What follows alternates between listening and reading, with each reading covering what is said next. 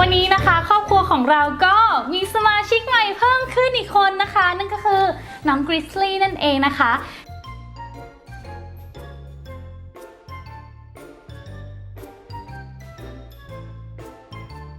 ถ้าใครอยากรู้นะคะว่าน้องกริซลี่เนี่ยน่ารักขนาดไหนนะคะอย่าลืมไปติดตามชมคลิปนี้เลยค่ะ Thank you so much for the cat baby Thank you for Grizzly No worries. Grizzly. Grizzly Somebody can't say grizzly. Grizzly Grizzly.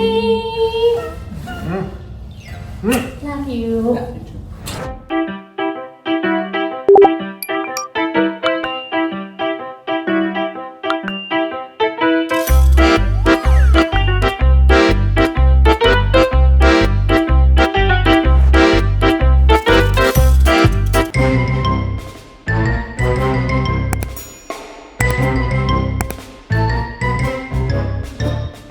วันนี้นะคะเราสองคนก็นึกอยากเลี้ยงแมวขึ้นมานะคะก็เราก็มีโอกาสไปดูแมวนะคะทั้งหมด3ที่นะคะที่แรกนะคะก็จะเป็นเหมือน adoption นะคะแล้วก็เราก็ไปเจอน้องกริซลี่ใช่ไหมใช่น้องกริซลี่เนี่ยก็จะเป็นแมวพันธุ์ British Shorthair นะคะสีเทา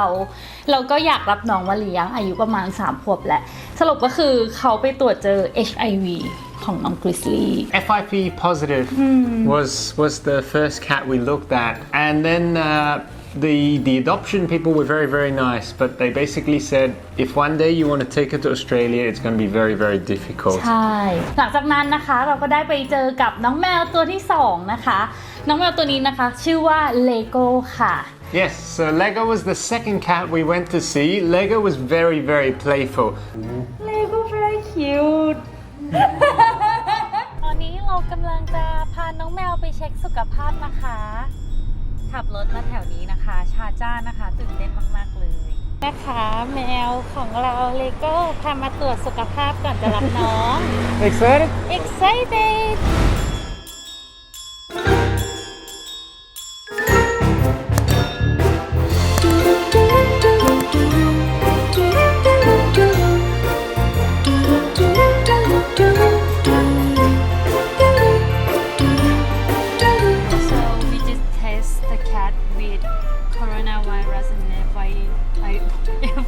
What is it? FELV, FIV testing. So we have good news and bad news. Yeah, they were negative for those, but feline coronavirus tested positive. So we need to figure out what's in the best I really love interest. Lego. Yami loves Lego, and the way the vet explained it to me is Lego. Well, she is positive for feline coronavirus, but it's a very common thing in Dubai as well, apparently. Yeah, but some cats still have negative as well. Don't forget. Yeah. เกมก็เศร้ามากๆเลยนะเห็นน้องเจาะเลือดเพื่อเอาเลือดนะคะมาตรวจหาโรคต่างๆก็แบบเจ็บปวดอะเห็นแล้วอยากจะร้องไห้นะคะเราก็เลยตัดสินใจนะคะไป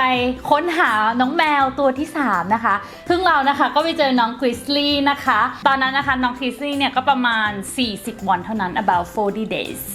Yes. she very young Yeah. So we named her after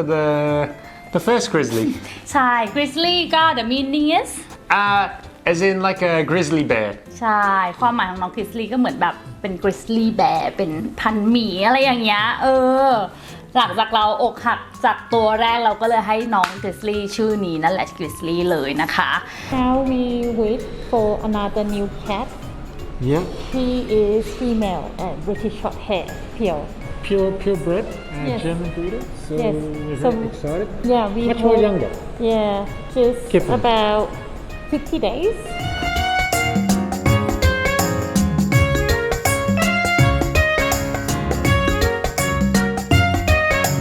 ตอนนี้เรากำลังไปรับแมวนะคะน้องกิสลี่รออยู่ว้าว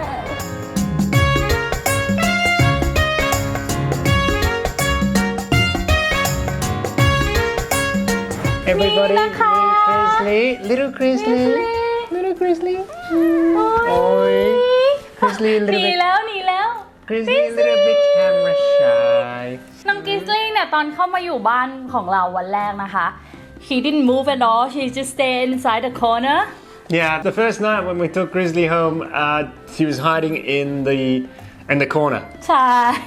Really scared. นี่นะคะกิสลี่ก็มาถึงบ้านของเราแล้วนะคะ ก็กำลังจะย้ายบ้านพอดีเลย อันนี้ก็เตรียมเก็บของกิสลี่ก็มาอยู่บ้านเก่าตอนนี้นะคะน้องกิสลี่ก็ไม่ยอมออกมาเลยกิสลี่กลัวมากก็เป็นแมวตัวแรกที่แบบมีอย่างเป็นทางการของเราสองคนแล้วก็แอบเครียดนิดนึงว่าวันแรกน้องมาน้องไม่ยอมออกมาเลยนะคะ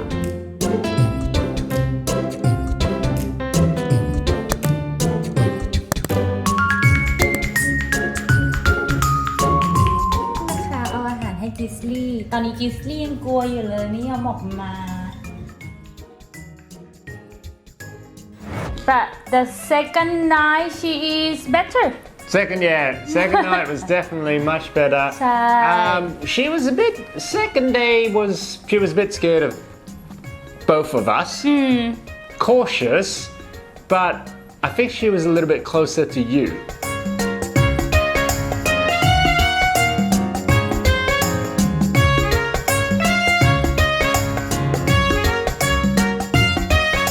วันนี้นะคะก็เป็นวันที่ 4 แล้วนะคะที่น้องกิสลี่อยู่กับเรา2 คนน้องก็ล่าเริงสดใสมากๆเลย We also went to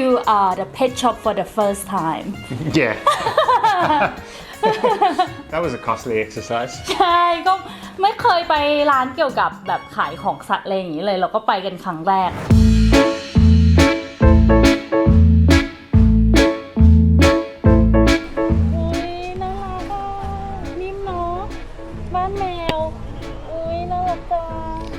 Very nice.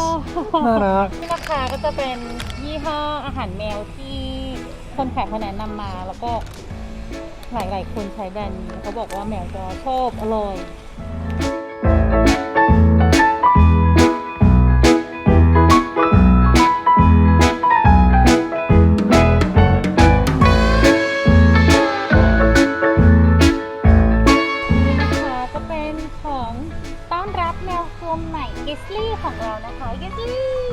Welcome Grizzly home. Grizzly's still young. Grizzly will play with anything. You just you have this little, we've got this little piece of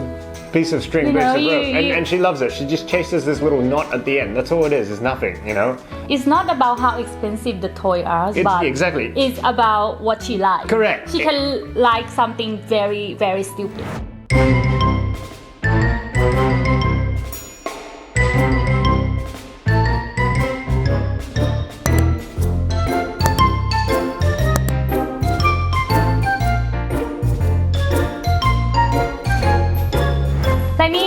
ก็คือเรื่องราวน่ารักนะคะของน้องกริซลี่นั่นเองนะคะถ้าใครชอบคอนเทนต์อะไรแบบนี้นะคะก็อย่าลืมกดไลค์กดแชร์กด subscribe ให้ช่องแยมยามีด้วยนะคะเดี๋ยวเรามาเจอกันทุกวันอาทิตย์เวลา 6 โมงเย็นค่ะวันนี้แยมและพี่ยูลี่ต้องขอตัวลาไปก่อนแล้วนะคะ